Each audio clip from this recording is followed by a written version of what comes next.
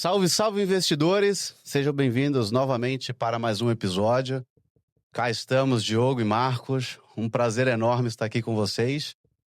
Antes de começarmos, gente, quero pedir para você, por favor, curta o nosso vídeo. Isso nos ajuda bastante, não custa nada, né? E siga a gente nas redes sociais, tá? Gente, estou muito animado. Hoje é o 4º episódio.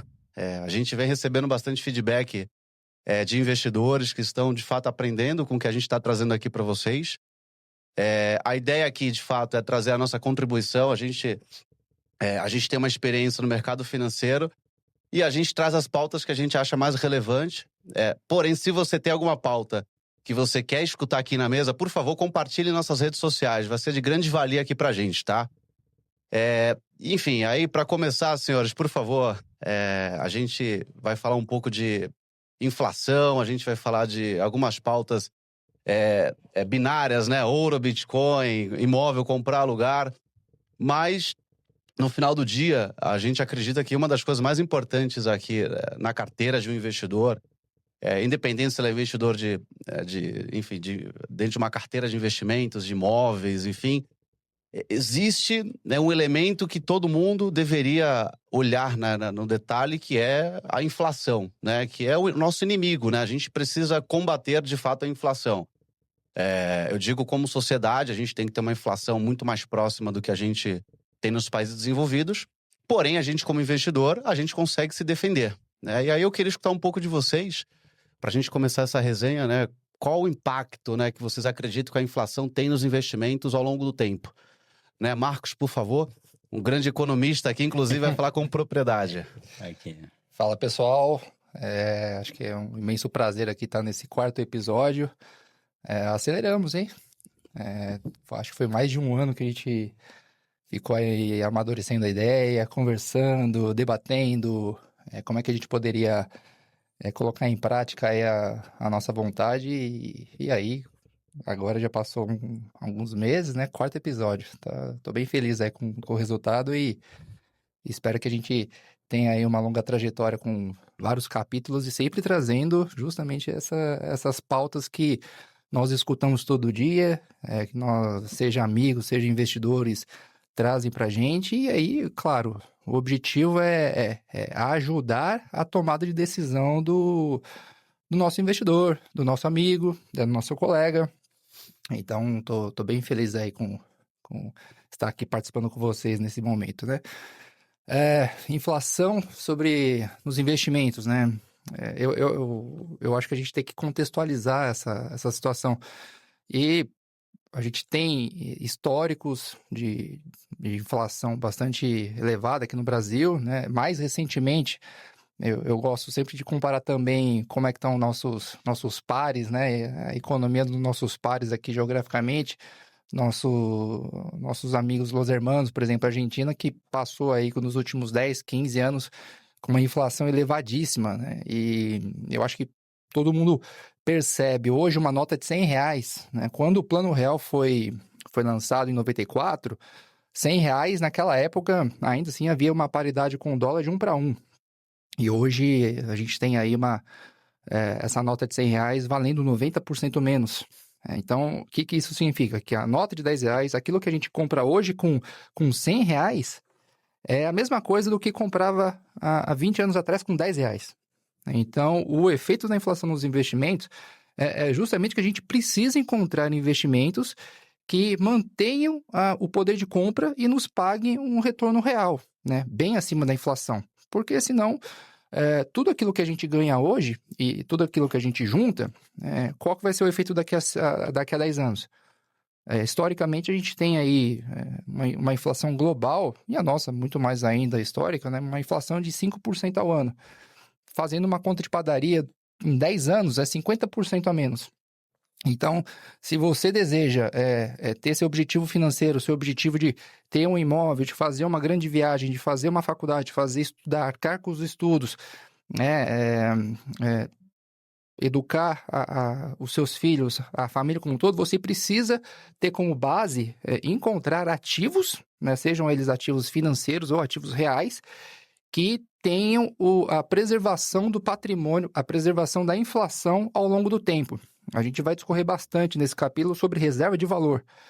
Justamente entender quais são os ativos, né, como que a gente pode manter o nosso patrimônio corrigido pela inflação no decorrer dos anos e aí sim também ter um resultado real muito acima do que a gente tem da inflação em si, mas também um ponto que eu vejo que está muito em tona, mas que pouca gente percebe, que é o que a gente chama de emissão monetária, né?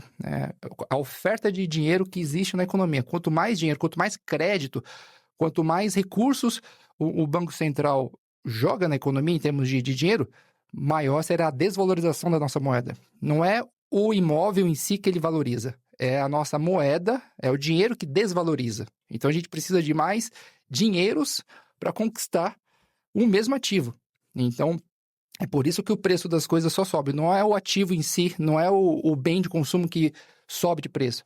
Infelizmente é a nossa moeda que desvaloriza. Então a gente precisa encontrar meios, a gente vai debater um pouco disso aqui, como manter o nosso recurso valorizando no decorrer do tempo, pagando rendimento acima da inflação. Ou seja, a inflação, ela é o inimigo invisível da carteira dos investidores. É onde a gente tem que procurar opções, né, seja, como o Marcos falou, dentro do mercado financeiro ou na economia real. Então, existem vários meios, né? Aí trazendo um pouco para a prática. A inflação, a gente sabe que ao longo do tempo é a perda do poder de compra. Agora, o investidor que está nos escutando, como que ele poderia se proteger? Por exemplo, comprar um título IPCA+, ou seja, que é um papel que te remunera um ganho acima da inflação, é uma forma de proteção. Comprar um imóvel, sem entrar nas características, se é comercial, residencial, ao longo do tempo, é uma forma de proteção? Com certeza, né? O cliente, ou o investidor que opera, por exemplo, a própria renda fixa dentro do mercado financeiro, CDI, é uma forma de se proteger. E para trazer aqui, eu acho que um tema para ficar com mais dados, eu acho que isso traz um pouco também a nossa proposta aqui, aí eu vou escutar um pouco do Diogo. A inflação nos últimos 10 anos, tá, gente? O IPCA, que é o índice oficial, ele foi na casa de 70%, né? 69%. Ou seja... 70% a menos de poder de compra. Né? O dinheiro valendo muito pouco. Se você deixou seu dinheiro embaixo do colchão, né, o seu dinheiro ficou desvalorizado 70%, tá?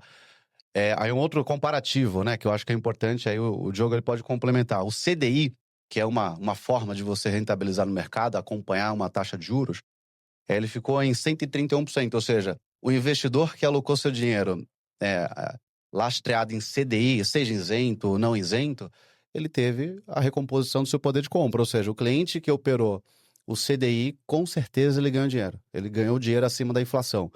Acho que um outro ponto, quem aceita correr um pouco mais de risco, que é a teoria, né? Ou seja, corre-se um pouco mais de risco, você também tem que ter a contrapartida da rentabilidade. Quem aplicou nos últimos 10 anos no Ibovespa, ganhou 152%, ou seja, bateu o CDI na janela longa, né? Ou seja, e quem aplicou na Bolsa Americana ganhou 235% em dólar, lembrando que essa aqui é sempre em dólar, tá? Ou seja, existem vários mecanismos de proteção e não tem certo e errado. No final do dia, cada um vai escolher aquilo que tem familiaridade. Diogo, na sua opinião, qual a importância, né? Primeiro, bom dia, qual a sua importância da inflação e como você acredita que os investidores podem se proteger de forma prática, né? Porque quem está escutando aqui são pessoas que querem aprender com a nossa experiência. Bom, primeiramente, mais uma vez aqui, um prazer estar com vocês, né? Quarta edição aqui, nossa. 2026 vai vir aí com muitos mais podcasts nossos para trazer para você que está em casa mais conhecimento, mais poder de tomada de decisão, que é isso que é o nosso papel aqui. E você está ambientado, né, de uma forma mais simples do que a gente sempre fala aqui no nosso podcast. Ricardo, você mesmo já falou que a gente tem várias ferramentas aí para poder auxiliar o nosso investidor a ter uma proteção em relação à inflação. Eu percebo, muito dado ao que se comenta hoje em dia, que muitos investidores, pessoas físicas, não se preocupam com a inflação. Isso é um ponto muito de atenção. As pessoas elas querem tomar quer ter uma tomada de decisão e às vezes não olha o ganho real do investimento. Para você que está em casa, o ganho real é que você ganhe acima da inflação. O Ricardo mesmo falou do IPCA+, né? Esse mais aí é o ganho em cima da inflação. A inflação, ela está no nosso dia a dia, ela faz parte não só dos investimentos, mas também dos nossos alimentos, dos combustíveis, ou seja, ela está inserida no nosso dia a dia. É algo que a gente tem que se preocupar bastante, a ponto de querer ter uma inflação controlada para que a gente possa ter um poder de compra maior. O Marcos mesmo comentou aqui, ou seja, a gente tem que trabalhar mais para poder chegar no objetivo que antigamente a gente tinha um peso menor. O Marcos trouxe um dado aqui, dado do Banco Central, desde 1994, os R$100 hoje perdeu 86%. Esse é o dado do Banco Central, está lá oficial. Então, a gente sabe que realmente hoje as pessoas têm que se preocupar em relação à inflação, é algo que está no nosso dia a dia. E você, que eu já escutei muito no dia a dia, a gasolina aumentou, o preço aumentou, não estou preocupado. Se preocupa sim, porque isso é uma somatória, né? Uma somatória do nosso dia a dia, que também está nos investimentos, está nas nossas carteiras, né? Mas eu acho que, falando um pouco da questão da pergunta, Ricardo, o que o investidor pode fazer para se proteger, realmente estar atrelado a buscar informações para produtos que paguem mais do que a inflação, né? Quando o cliente ele tem aí essa rentabilidade acima da inflação, que no Brasil a gente sabe que a gente tem uma inflação alta, e ele tem que estar preocupado para ter um ganho real, sim. Porque a exigência do investidor para falar com um assessor, né, para falar com qualquer, seja o seu gerente, ele tem que buscar um ganho real na carteira. Olha, quanto que é o meu ganho real? Mudar qual é a minha rentabilidade? Quanto eu vou ganhar acima da inflação?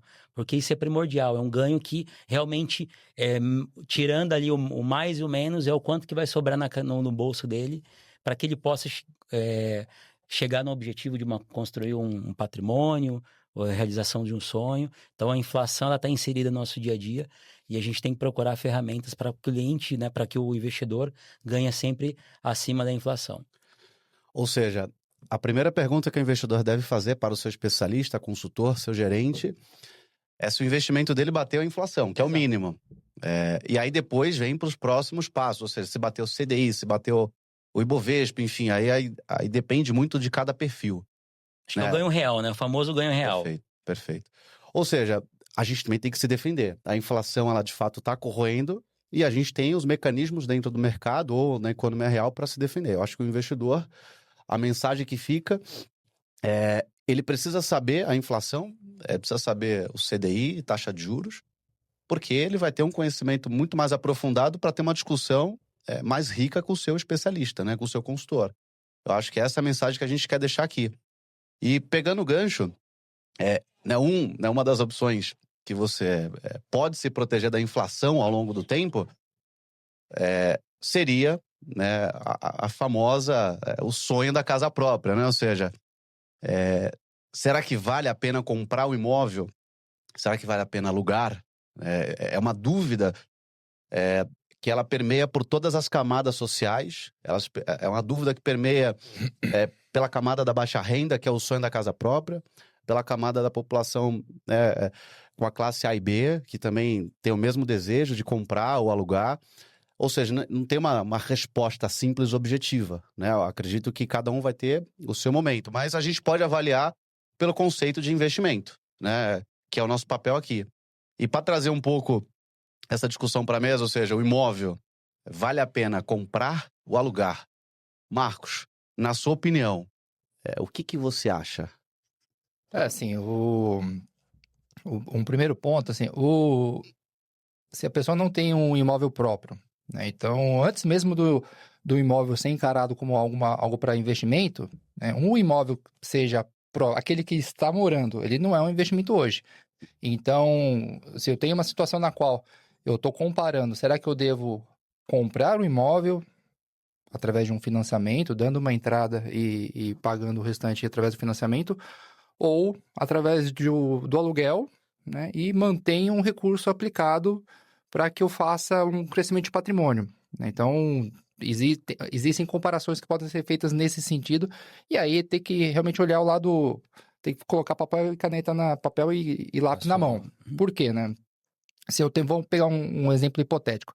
Eu tenho um recurso, né, para dar uma entrada num imóvel, né? Então, eu faço o financiamento. A questão é, se a parcela do meu financiamento, ela somando condomínio, somando IPTU, ela for muito maior do que o valor de um aluguel desse mesmo imóvel, mais condomínio mais IPTU, vale mais a pena a curto prazo eu manter o recurso aplicado, né, e depositando todo mês a diferença do valor entre o que seria o meu aluguel e o valor do financiamento. A longo prazo, considerando hoje uma taxa de juros no patamar histórico aqui do Brasil, 12% a 14%, a longo prazo, para quem tem disciplina de poupar todo mês, a longo prazo o investimento ele vai dar muito mais retorno do que a valorização do imóvel. Porém, qual que é a desvantagem aí? Precisa ter uma disciplina financeira muito alta. Além do mais, quando a gente está falando de um primeiro imóvel, aquele imóvel que a gente está morando, eu acho que foge da esfera do financeiro. Tem a esfera do emocional, a esfera do direito de pertencimento. Quando tem um ativo ali, a pessoa, obviamente, não precisa ficar preocupado de um dia o dono do imóvel pedir o imóvel de volta. Posso fazer reformas a qualquer momento no ativo, eu posso fazer exatamente aquilo que eu desejar no imóvel, porque ele é meu, né? Então, eu acho que quando a gente fala comprar ou alugar imóvel, primeiro tem uma questão emocional, e se é o primeiro imóvel? Se é o primeiro imóvel, eu entendo que 90% das famílias vão preferir comprar o imóvel desde que tenha condições. E aí sim, o ideal se eu tenho, o ideal é dar um valor de entrada relativamente bom, né? Isso eu digo acima de 40%, acima de 30%, né? E aí sim faz o pagamento das parcelas do financiamento em detrimento ao aluguel. Porque o aluguel, ele é um dos índices que mais se desvaloriza também com a inflação. Aqui a gente fala do IPCA, que é o índice oficial do governo, que é uma composição de vários itens, que hoje, esse ano, por exemplo, deve ser na casa de 4.000%. O aluguel, ano contra ano, é 15%, às vezes, de reajuste. Por quê? Porque existe uma demanda muito alta por residências. As famílias, elas querem sair do aluguel, elas querem sair para algum imóvel que seja mais em conta. Então, quando a procura é demais, o que acontece com o reajuste dos imóveis? Aumenta. A demanda, aqui a gente tem um déficit habitacional aqui no Brasil, e ainda mais nas grandes zonas urbanas, né? Então, o aluguel, ele cresce de uma forma muito acelerada. É muito difícil você manter a parcela de um aluguel assim de uma forma recorrente. Então, respondendo a pergunta, se não há imóvel, eu acho que a pessoa sim, ela tem que criar uma poupança no início para poder dar um bom valor de entrada e poder pagar um financiamento. Agora, se é um segundo imóvel, aí a gente vai conversar daqui a pouquinho, né? Eu vou passar a palavra para o Diogo aqui. Eu acho que assim, entra muito a parte cultural também nossa, né? Poxa, eu cresci ouvindo meus pais falando que se você... investimento era você olhar todo dia, era tijolo, você tá olhando ali, batendo e vendo que aquilo ali é seu, né? Então, tem muito disso. Ainda mais que a gente vem do interior, então lá é os imóveis, né? A primeira coisa, você tem que ter um imóvel. Você só tem dinheiro se você tem um imóvel. Então, mas acho que assim, dado a isso, essa parte cultural, e eu acredito muito o que o Marcos falou, da questão do primeiro imóvel, porque quando você compra o teu primeiro imóvel, a emoção ela é muito maior do que você comprar o segundo. Eu acho que isso daí é algo relevante mesmo, mas é o que eu sempre falo, tem que pôr na ponta do lápis.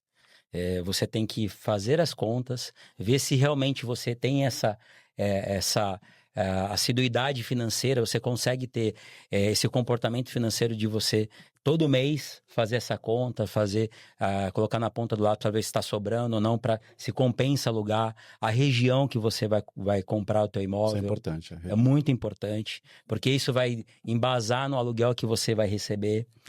A gente sabe que um imóvel, quando tá próximo aí a uma estação de metrô, a um ponto turístico, né? Então ele acaba tendo uma demanda maior e tem um aluguel maior. E o aluguel, ele tem um ajuste de GPM, né? Que nos últimos tempos realmente deu uma subida ainda. E eu vejo em zonas urbanas o reajuste ele tem sido Ainda bem, maior. bem além, né? Eu acho que a demanda realmente está muito aquecida por causa do déficit habitacional, né? As famílias querem buscar ou um imóvel com aluguel mais barato, o que está difícil nas zonas urbanas, ou elas querem realmente sair do aluguel e ter o sonho de ter Comprar sua primeira casa. a própria casa, né? Acho que um ponto, tá, gente, que complementando o que o Marcos e o Diogo colocou primeiro, né, o investidor. A gente sabe que, infelizmente, o Brasil, dentro da nossa realidade, é que praticamente metade da população brasileira é dependente de algum auxílio do governo, o que traz muita dificuldade para ele comprar imóvel, porque a gente sabe que hoje você precisa ter uma formação de uma reserva para você dar entrada na compra de imóvel. O que é, dentro, né, do planejamento, é importante para o investidor? Primeiro, não adianta. Se o investidor quiser comprar imóvel, aquele investidor que está começando a vida, a carreira, ele vai ter que ir para uma região mais afastada dos centros urbanos, né? Porque o imóvel é mais barato, ele consegue comprar um imóvel acessível ao bolso do investidor, porém ele vai morar longe do trabalho. Ele vai gastar mais tempo no trânsito. Né? A nossa realidade aqui em São Paulo, o investidor que mora longe da zona de trabalho, ele perde 2 horas no trânsito para ir, 2 horas para voltar. O que a gente acredita que muitas vezes o investidor, ele também não tem só a compra do imóvel como objetivo de vida. O investidor ele precisa ter uma reserva de emergência, o investidor ele precisa ter a sua reserva de aposentadoria, o investidor ele consegue fazer tudo de forma planejada e organizada. O que a gente acredita é que muitas vezes você precisa passar pelo modelo de aluguel, porque você tem um custo menor no final do dia em algumas regiões, você mora mais perto do trabalho, você tem mais qualidade de vida, você consegue acumular um patrimônio, como o próprio Marcos trouxe, ou seja, o excedente que você pagaria numa parcela de um financiamento, você fazer um acúmulo em um investimento. Esse é o primeiro objetivo. Eu acho que é importante. Antes de pensar em alugar ou comprar um imóvel, precisa ter um acúmulo de capital financeiro. Porque senão o investidor ele não consegue, no final do dia, ele não tem que pensar na aposentadoria, ele também tem que pensar na reserva de longo prazo, ele também tem que pensar na reserva de emergência, porque vai acontecer algum problema e a vida dele não gira em torno só da compra de imóvel. Então, muitas vezes, vale a pena o investidor, né, ou, enfim, a pessoa física, ela pagar o pedágio de morar no aluguel, acumular patrimônio de forma organizada, fazer um planejamento para aí sim o investidor morar mais perto do trabalho e ter mais qualidade de vida, que eu acho que é fundamental. Sim. A questão cultural é importantíssima, todo mundo quer ter o seu imóvel. Porém, você não pode ter só esse objetivo, porque senão você vai gastar todo o seu patrimônio financeiro mensal em detrimento de uma única estratégia. E no nosso planejamento a gente está errado, a gente tem que guardar um pedaço para aposentadoria, guardar um pedaço para reserva de emergência, bater o carro, hospital, porque vai acontecer. A vida ela é muito dinâmica. O aluguel ele não pode ser o custo principal, ou talvez o maior custo da carteira da renda mensal do investidor, né? Porque senão ele literalmente ele não vai conseguir acumular patrimônio.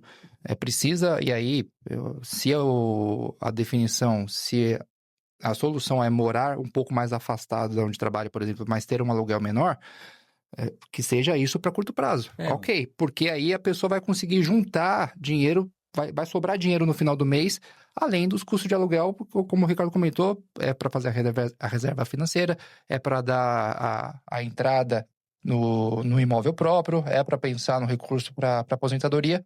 E aí sim, conforme a pessoa vai crescendo na carreira, na profissão, ou se tem um negócio próprio, ou se faz parte de alguma empresa, no decorrer do tempo ela vai conseguir sair do aluguel e conquistar seus objetivos financeiros. O positivo, né, dessa questão é você ter uma renda passiva também de aluguel, né? E além de ter um bem.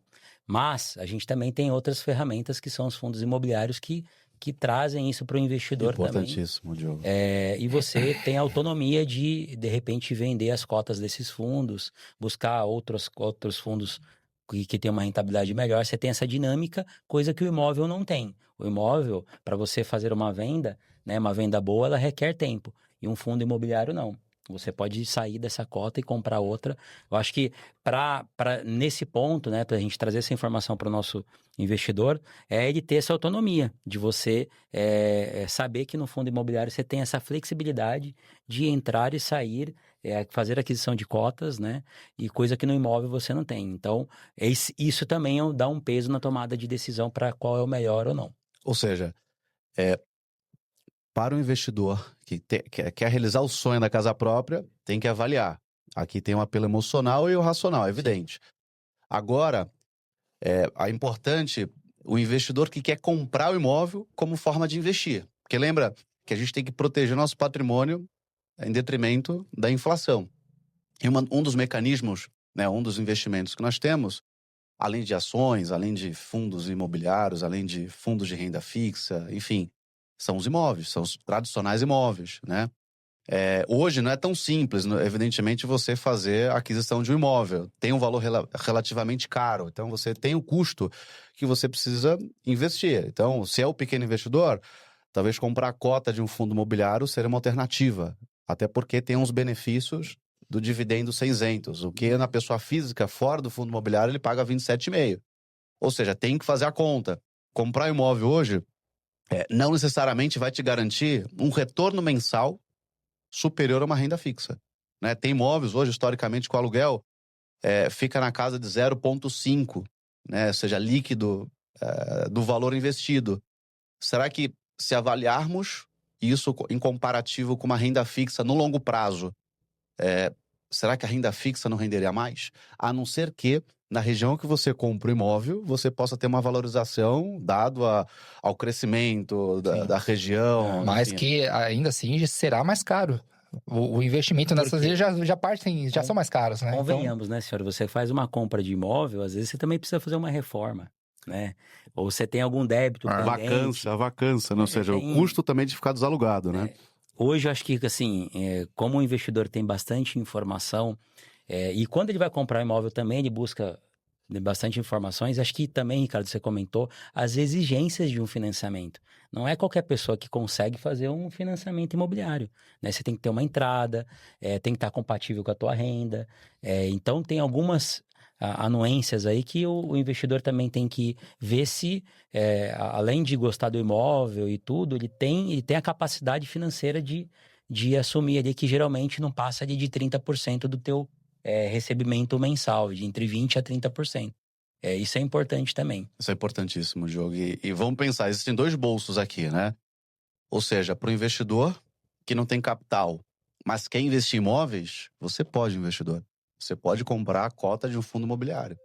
Evidentemente, você precisa entender o que você está comprando para você não comprar um ativo caro.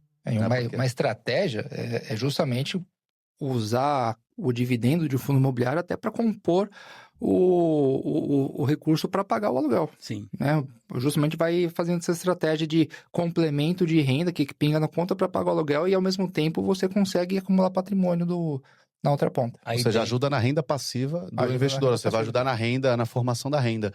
Ou seja, então, para o investidor pequeno que quer começar a investir hoje em imóvel, ele tem hoje os fundos imobiliários. Cara, tem fundos imobiliários com cota de R$10. Ou seja, para o pequeno investidor que está começando mesmo, ele tem acesso a isso. Agora, para o investidor... Eu acho que essa é a grande resposta da charada, né? Para o pequeno investidor que ainda quer comprar um imóvel, mas, obviamente, precisa acumular patrimônio para dar uma entrada, fundo imobiliário hoje é a melhor solução para você conquistar esses dividendos mensais para compor a sua receita que vai para os custos fixos que você tem, ao mesmo tempo que você tem mais flexibilidade para continuar juntando na outra ponta.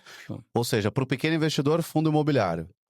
Há um consenso aqui na mesa. Sim. Agora, para o grande investidor, esse sim tem mais opções. Ou seja, ele pode, de fato, comprar um empreendimento imobiliário, precisa, de fato, fazer as contas, né? Se ele tem o objetivo de receber renda, aluguel, se os aluguéis na região que ele está comprando também vão ser compatíveis com o que hoje apresenta no mercado financeiro. Ou ele pode entrar no empreendimento imobiliário do projeto, desde o nascedouro, né? Ou seja, desde o projeto da construção e com a valorização do ativo. Ou seja, existem vários meios. No mercado financeiro, eu acredito que mais acessível para todos, né? Agora, para quem tem um bolso um pouco mais fundo, evidentemente, você tem essa opção de você comprar empreendimentos, né, imobiliário físico, né? Ou seja, são alternativas, né? Ou seja, tudo isso pensando em crescimento patrimonial e também, evidentemente, na formação, né, da renda mensal também, que é importantíssima, tá? E pensando ainda em inflação, que é a raiz desse programa, Reserva de valor. reserva de valor, né, uma outra pergunta binária, né, ou seja, há uma boa discussão, é se a gente deveria, como forma de proteção, tá? Se a gente deveria alocar o nosso patrimônio, tá, em ouro ou Bitcoin. Será que o Bitcoin é o novo ouro? Né? Ou seja, o ouro é um ativo, a gente chama ele de guerreiro no mercado financeiro. Por que guerreiro? Existe mais de 5.000 anos, venceu já diversas batalhas, e o Bitcoin é um jovem guerreiro. Ele está começando a sua jornada. Eu queria escutar um pouco do Marcos, né? Ou seja, lembrando que ouro e Bitcoin não é investimento, não tem fluxo de caixa, não tem geração de dividendos, não tem juros, não paga. Tudo isso daqui faz parte, né, de uma reserva de valor. Mas eu queria escutar um pouco o Marcos com a visão técnica, né, um bom economista, e explicar para a gente aqui, investidor, que quer entender um pouco mais sobre as principais diferenças dos ativos, né, e como se proteger. Tudo isso é estratégia ainda de proteção contra a inflação, que eu acho que é importantíssimo. Ô, Ricardo, antes só de passar a palavra pro Marcos, Pode falar. vou fazer só um adendo. O primeiro cara que eu ouvi falar sobre criptomoedas é esse cara aqui do meu lado. Ele já falava há anos. Então É uma tese que eu acompanho faz bastante tempo, ele é um inclusive. cara aí, investidor, que ele acompanha há muito tempo. Eu tô falando isso há anos, tá? Então ele tem propriedade para falar. Vai lá, Marcos. Eu acho que você bem mencionou, assim, eles não são caracterizados como investimento, na tese de investimento propriamente dito. Por quê? Quando você avalia um investimento, você avalia uma empresa, você avalia ela principalmente pelo método de geração de receita, geração de caixa, geração de lucro. Você consegue puxar, por exemplo, o tal do valuation, né? O quanto que essa empresa vai entregar de resultado daqui a 10 anos, daqui a 15 anos. Então, quando você investe hoje numa empresa, você está comprando o resultado futuro dela. E aí você faz uma avaliação e compara com a cotação de hoje. Hoje essa ação está valendo bem menos do que o quanto ela vai me entregar de retorno de lucro nos próximos 10 anos. Eu compro. Então, essa ação ela está valendo bem mais do que a minha perspectiva de entrega de resultados da empresa dos próximos 10 anos. Não compro. E aí, Marcos, é o que está acontecendo com as empresas de IA, que está se falando muito hoje, Sim. que elas estão super valorizadas em relação ao valor que elas... Mas que estão dando receita, estão dando lucro, né? Ou seja, tem fundamento. Tem O fundamento, valuation, o lucro, o múltiplo está crescendo porque o lucro das empresas estão crescendo, dando está lucro. acompanhando, exato. As Big Techs estão tendo um resultado financeiro. Ao contrário, por exemplo, do que é o ouro e do que é o Bitcoin. O ouro é um ativo milenar, como o Ricardo bem mencionou. Então já tem a história, já está aqui para nos dar o embasamento de que o ouro é uma reserva de valor. Por quê? Em situações de crises, e situações de hiperinflação, situação de desvalorização das moedas globais, o ouro foi o porto seguro. E continua sendo como algo que valoriza com o tempo. A questão aqui o ouro é uma commodity. Eu vou entrar no detalhe do Bitcoin, que também é uma commodity, mas o ouro não gera caixa, mas é uma commodity. Então, ela mantém o poder de compra no decorrer do tempo. E em cenário de crises, indefinições, incertezas, todo mundo vende moeda, ações, tudo aquilo que tem e compra ouro porque sabe que lá na frente o ouro vai comprar mais dólar.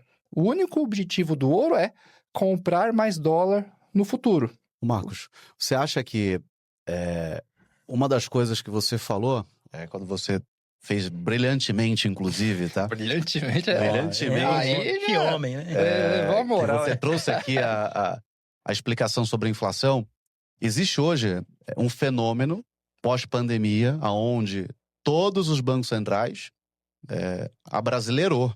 Ou seja, todo mundo emitiu mais papel moeda para socorrer suas economias. Ou seja, o papel perdeu lastro. Ou seja, quando os Estados Unidos saiu do padrão ouro, o papel perdeu lastro. Ou seja, essas teses, né, de comprar ouro, criptativo, elas estão sendo geradas, ou seja, o criptativo de uma forma geral, porque a sociedade ela começou a colocar em xeque o próprio ouro de ser uma reserva de valor ao longo do tempo. E o investidor, ele quer alternativas. Eu acredito que, de fato, a evolução vai trazer para a gente produtos, alternativas, seja para qualquer perfil, né? Ou seja, o ouro, um ativo mais, uma reserva de valor mais estável, né? Cavada aqui no fundo da terra. Você compra a sua barra de ouro e você guarda no seu cofre. Então, para muitos clientes conservadores, eles preferem, de fato, fazer o acúmulo da sua reserva dessa forma, como era feita antes. Ou seja, 5.000 anos atrás, você via jarros, ouro guardados, ou seja, porque é uma forma de você pegar o ativo. O Bitcoin, ele tem essa prerrogativa hoje de ser eletrônico, o que traz o criptativo de forma geral, o que traz muita sensibilidade para as pessoas mais velhas, né? Ou seja, as pessoas que não têm tanta familiaridade com o meio digital. Pessoas que preferem tijolo, ativo físico. Será que o Bitcoin, ou criptativo, ele está impulsionado, primeiro, pela quantidade de dinheiro que foi impressa, e isso acabou fazendo as pessoas correrem para ativos de proteção de reserva de valor? E será que a nova geração é o que está impulsionando o criptativo, Marcos? Definitivamente. A critério de curiosidade, o ano passado, 2024, digamos que foi o grande ano-chave para a autenticação do Bitcoin como uma reserva de valor, ou até mesmo como um ativo que não vai para zero, digamos assim. Por quê? A Bitcoin tem 16 anos apenas, né? Ele se compara ao ouro hoje porque ele tem algumas propriedades, características que estão ali gravadas no código-fonte do Bitcoin. Ninguém consegue alterar as propriedades do Bitcoin. Você consegue transferir o Bitcoin para qualquer lugar do mundo, qualquer valor, em qualquer momento. É 24/7. Por exemplo, você consegue... É bem comum hoje na rede do Bitcoin uma pessoa transferir bilhões de dólares para a Europa, para a China, para qualquer lugar do mundo, ao custo de $1, $2. Qual o custo seria pelo sistema tradicional, pela SWIFT, por exemplo, né? Que é quem faz a ligação global dos meios de pagamento. São custos elevadíssimos. Então, primeiro, você consegue transacionar a moeda. Segundo, é imutável. Ninguém consegue alterar as características do Bitcoin. Então, isso faz com que você tenha previsibilidade. E o ouro também tem. Legal. Talvez, na minha opinião, aquilo que é o mais importante, né? Ninguém consegue... Os governos, eles não conseguem banir o Bitcoin, né? Então, ele é lastreado se o dólar é lastreado no ouro, né? Então... O Bitcoin hoje é lastreado numa rede de computadores que, juntando todos os data centers de Google, Apple e Amazon, não chega ainda perto da rede de Bitcoins, na rede de computadores que rodam o sistema do Bitcoin global. Então, a única maneira de você desligar o Bitcoin é se a eletricidade acabar no mundo, né? Então, não é nem a internet, se a eletricidade acabar, porque são mantidos por redes de computadores que estão ali minerando Bitcoin a qualquer momento. Mas voltando agora, dei uma filosofada aqui. mas é importante, acho que é legal. Voltando à questão da intensificação em cima do Bitcoin e do ouro.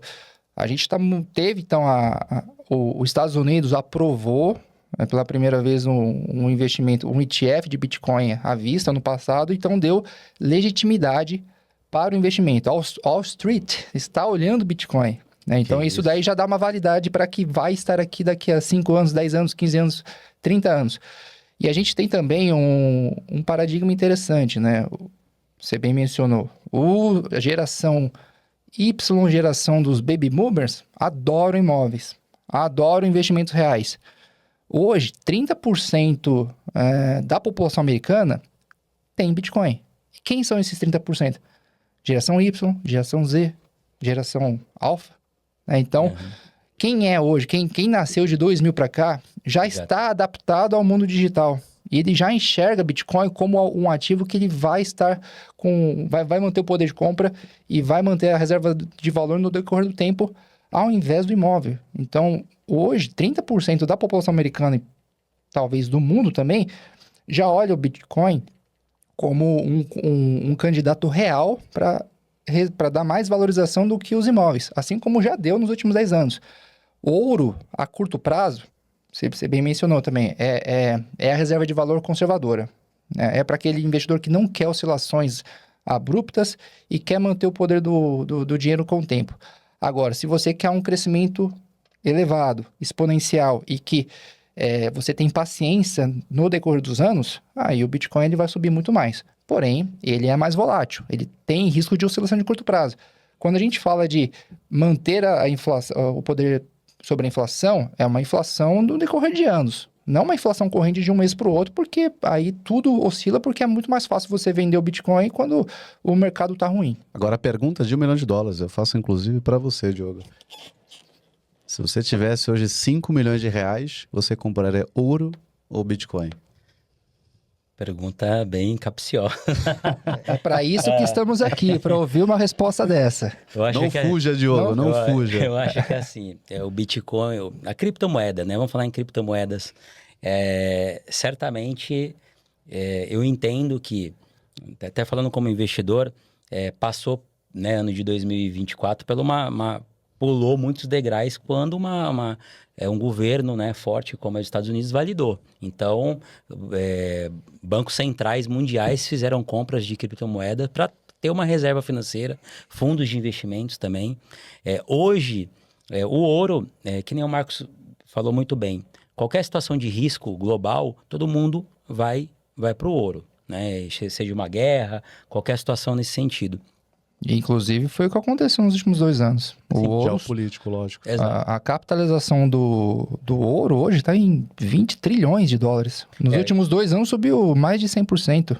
É muito recurso que foi para cima do ouro. E uma coisa que eu acho que é até curioso, que o ouro no mundo ele não enche 2 piscinas olímpicas, né? A parte física. Então tem a oferta da procura, né? E da demanda. Quanto mais procura você tem, mais ele vai ficando... E detalhe que o Bitcoin, maior. a oferta é escassa. Então, com o tempo, a oferta é menor do que a do ouro. Esse é um ponto também que acaba favorecendo o Bitcoin no longo prazo. Mas a pergunta, Diogo, ouro ou Bitcoin? Não fuja, Diogo. Eu faria uma diversificação, Ricardo, assim como eu acho importante... Ele fugiu, é ensaboado. O investidor não colocar todos os ovos numa cesta só, eu faria uma diversificação. Já que eu tenho esse dinheiro, tem que comprar esses 2 ativos, eu faria uma diversificação para estar nos 2, inserido nos 2. Ou seja, e você, Marcos? Você compraria 5 milhões de ouro ou 5 Marcos milhões arrojado de Bitcoin? Não, definitivamente eu investiria no Bitcoin. Sabia. Sem dúvida.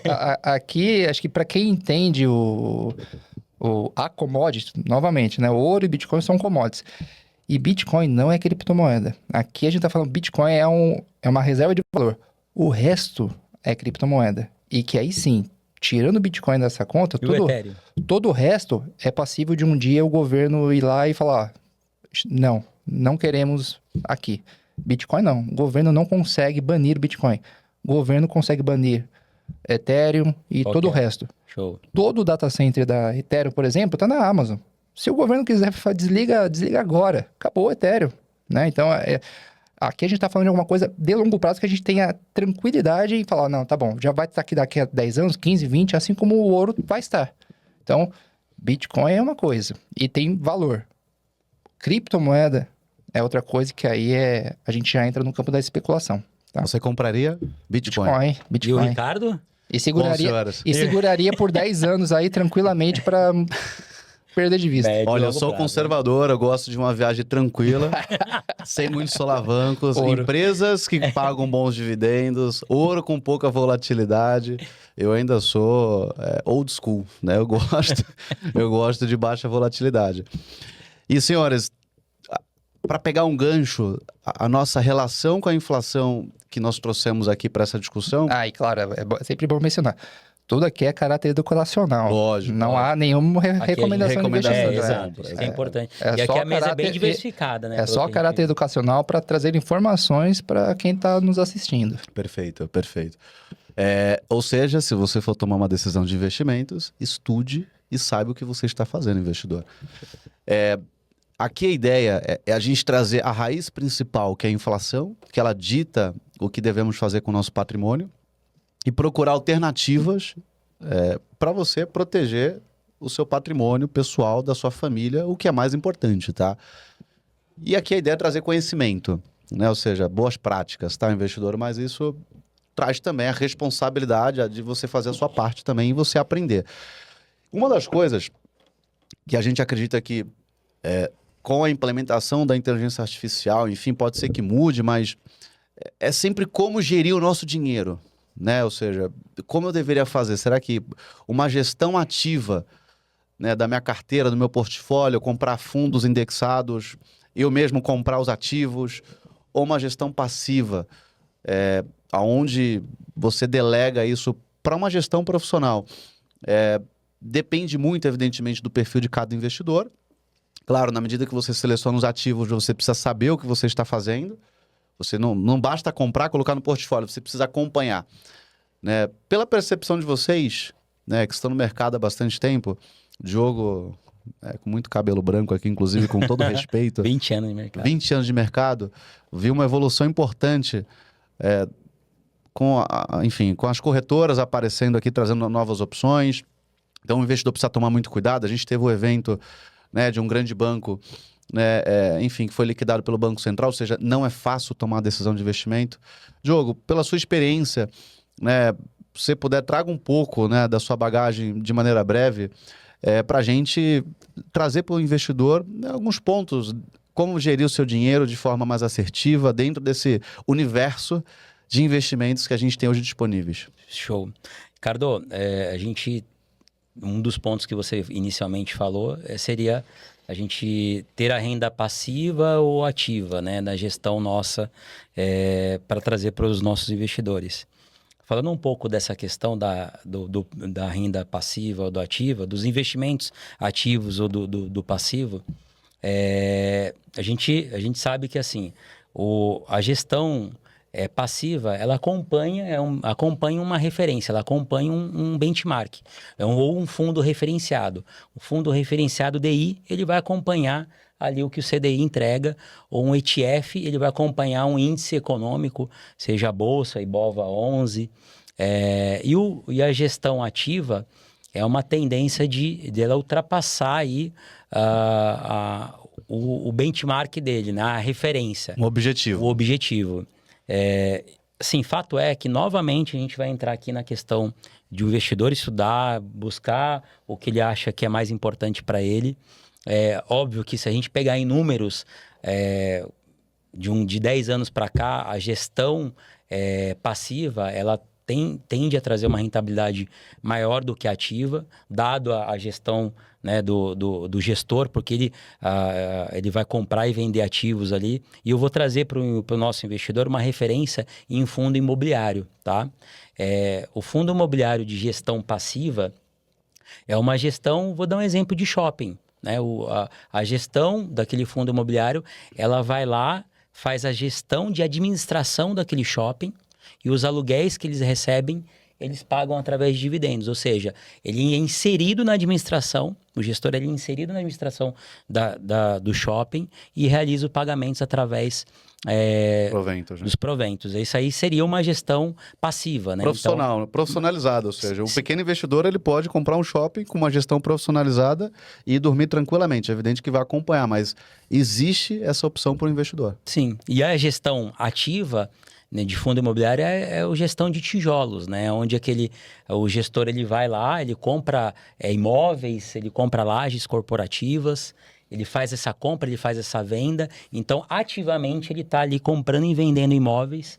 E aí, o resultado é através dessas compras e vendas e através de divisão de participação nos dividendos para esse investidor.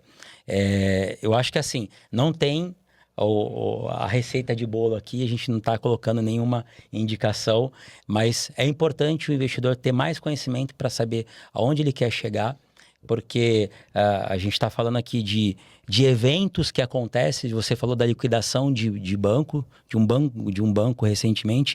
Isso a gente deixa de aviso para o nosso investidor, para ele sempre olhar os 2 R's, né? O risco e o retorno. Acho que é importante ele não olhar só a rentabilidade, mas ele olhar Foco também... nos 2 R's. Exato. Porque isso é tudo que acontece no mercado financeiro, serve de experiência. Então, você, investidor que está aí, que pretende fazer um investimento, não olhe só a rentabilidade. Olhe segurança, olhe horizonte, onde você vai investir. Isso é importantíssimo para o teu médio e longo prazo. Ou seja, você nunca perde, né? Você ganha ou aprende. Sim. No final do dia, você ganha ou aprende. Ô Marcos, e você? Né, pela sua experiência de mercado, eu sei que existem várias formas de você fazer gestão do dinheiro, né? Várias formas de escolher os ativos. Né? O Diogo falou super bem de como funciona a estrutura de um fundo imobiliário. Mas tem os ETFs, os passivos, né? Vou trazer um número aqui para você comentar, que eu acho que é bem interessante. O investidor que quer aplicar em bolsa e que não tem tempo para olhar a sua carteira, né? Você pode simplesmente comprar o índice Ibovespa, você compra um ETF, evidentemente hoje tem vários no mercado, e aí você tem o retorno que esse ativo performa ao longo do tempo. Então, por exemplo, nos últimos 10 anos, o Ibovespa rendeu 152%, tá? Aí vou trazer um exemplo prático, ou seja, aquele investidor que comprou o ETF, ele ganhou 152%. Agora, se um gestor buscou um fundo de ações, tá? Aí tem vários, existe N fundos aqui atualmente no nosso mercado. Eu vou dar um exemplo de um que é uma ASSE super famosa, a Atmos. Nos últimos 10 anos, ela trouxe uma rentabilidade acumulada de 648%, ou seja, o gestor entregou o benchmark, que é o Ibovespa, mais o alfa, ou seja, aquele ganho adicional acima do Ibovespa. Ou seja, isso mostra que a gestão ativa trouxe muito sucesso aqui no Brasil. Agora eu vou trazer um outro número que eu acho que é importantíssimo, e lá fora, porque o Brasil tem um mercado de bolsa extremamente pequeno. Por exemplo, lá fora, o índice S&P nos últimos 10 anos, ele ficou em 235%. Ou seja, ele, o máximo, 100% a mais do que o Ibovespa aqui local. Um dos maiores investidores, quiçá o maior, o Pelé do mercado financeiro, né, o Warren Buffett, ele entregou nada... Não tinha falado dele ainda. Não tinha falado, mas... Todo capítulo Não a tem gente tá como- falando dele. Não tem como a gente não falar. Ele entregou um resultado acumulado de 281%. Você percebe que a competição, a eficiência da gestão ativa, ela foi maior, evidentemente. Eu peguei 2 referências em cada mercado e no final do dia foram de sucesso. Ou seja, diante desses dados aqui, tá, Marcos? Eu trouxe 2 Pelés, evidentemente, né? Mas eu queria escutar um pouco de você. Enfim, o que você acha que seria mais efetivo para o investidor? Né? Uma gestão ativa ou uma gestão passiva? Assim, é contraintuitiva o que eu vou falar, mas a pesquisa ela precisa ser muito bem feita, porque historicamente, poucos gestores, poucos fundos com gestão ativa conseguem superar os fundos com gestão passiva. Então, independente do índice, se hoje o investidor tem uma preferência por investir na Bolsa Americana, nos últimos 5 anos, nos últimos 10 anos, se ele investiu através de um ativo, um ETF, né, com gestão passiva, esse ETF ele superou 95% dos fundos que fazem gestão ativa e tentam superar o S&P. Então, é difícil encontrar gestores com estratégias que consigam superar o benchmark. Benchmark é um índice que a gente vai utilizar como referência para superar o S&P, como eu estou dando de exemplo. Olhando Bolsa Brasil, é a mesma coisa. É muito difícil encontrar gestores que consigam, no decorrer de anos, superar o Ibovespa. Pode sim, claro, superar em um ano contra outro, mas quando a gente pega, se o nosso objetivo é investir a longo prazo e não ficar trocando ali, pulando de galho em galho, a gente tem que encontrar investimentos que mantenham bons resultados no decorrer de 2, 3, 5 anos. Então, tem gestores que conseguem superar? Claro que tem, mas são escassos. Então, se eu não quero ter preocupações sobre se eu estou tendo uma má alocação, uma boa, é preferível investindo em fundos de gestão passiva. Né? Então, de economias sólidas, Estados Unidos é a principal delas. Né? Se tem um pouquinho mais de preferência sobre a economia brasileira, ou acredita que a nossa bolsa ainda tem muito upside, investe também em fundos com gestão passiva, que tentam replicar o Ibovespa. Agora, se a ideia é realmente ter um acompanhamento mais de perto, né? O investidor ele quer estar ali focado e antenado em como superar os principais indicadores de mercado, aí tem que ser feita uma pesquisa interessante para buscar quais ativos, quais fundos deram mais resultado, não um ano ou outro, mas acho que uma janela de 5 anos para frente. Ou seja, tem que ter uma análise do investidor de um resultado quantitativo, porque eu acho que faz parte da premissa, e o qualitativo também, né? Se o time permanece, ou seja, tem um checklist que o investidor precisa fazer para tomar a decisão. No passivo ele não precisa, evidentemente ele vai comprar o índice, acabou e vai dormir tranquilamente. Reforço, na Bolsa Americana, por exemplo, é muito difícil superar o S&P. Não à toa, o exemplo assim acaba sendo sempre o mesmo que a gente utiliza do Warren Buffett, né? Porque é difícil. Então, sim, tem que ter uma... Hoje, o viés, o peso é justamente puxar mais para a gestão passiva dos investimentos, porque ali o S&P 500 literalmente são as 500 maiores empresas dos Estados Unidos. Então, você está diversificado. É mais uma questão do seu perfil de estar alocado em alguma coisa que vai ter as oscilações do dia a dia, mas o S&P 500 já é bastante diversificado. Ele tem o rebalanceamento, ou seja, a empresa, ela também tem as empresas que saem do índice e entram no índice. Então, acho que também, de fato, a gestão passiva para o investidor que não quer acompanhar o mercado, olhar a qualidade das empresas, acho que a gestão passiva, de fato, lembrando que aqui não é recomendação de investimentos, aqui é uma conversa, talvez a gestão passiva faça sentido para esse investidor. Aquele investidor que quer uma gestão ativa, ele pode buscar investidores profissionais, qualificados, que vivem disso, ou o investidor ele também pode fazer ele mesmo. Ele mesmo pode ir lá comprar a bolsa, ele pode comprar ações, só que aí tem um dever de casa. A gente está dando um exemplo do mercado de ações, mas tem várias formas de você fazer uma gestão passiva, porque tem fundos passivos de renda fixa, de inflação, de pré-fixado. Então, basta o investidor entender o perfil dele primeiro, identificar quais são os riscos que o investidor quer assumir e estudar. Acho que no final do dia você precisa estudar e você vai encontrar aquilo que é melhor para o seu patrimônio. E estamos chegando na reta final. Queria agradecer você, investidor. Novamente, dê um like no nosso vídeo. Não custa nada. Não custa absolutamente nada. E isso nos faz chegar, né, para que os algoritmos tragam aqui para mais pessoas como você, tá, investidor? Agradeço, Diogo e Marcos, pela oportunidade. Eu deixo vocês fazer a consideração final de vocês aí, por favor, gente. Ricardo, comentei com vocês, a gente tem recebido bastante feedback de vocês em relação a parte positiva do que a gente está trazendo para vocês, entregando para vocês. Não deixem de enviar os comentários para a gente dos temas que vocês querem que a gente falem nos próximos episódios. 2026 está chegando aí, a gente espera que a economia nossa aqui doméstica ela seja melhor, que as coisas fluem melhor, mas a gente vai estar aqui trazendo conteúdo para vocês de uma forma simples, de uma forma direta, para que você tome a sua decisão melhor. Obrigado, senhores. Novamente agradeço mais um episódio, temas relevantes, né? Curta o nosso vídeo, se você gostou, se houve algum valor aí para você que nos assistiu, né? na tomada de decisão, no aprendizado, curta o nosso vídeo que a gente vai estar sempre trazendo assuntos bastante interessantes na mesa. Ou seja, não só curtam, tá? Curtam, é o mínimo. Mas compartilhem. Gente, compartilhe com aquele tio chato do churrasco que fala que poupança e terreno é o melhor investimento.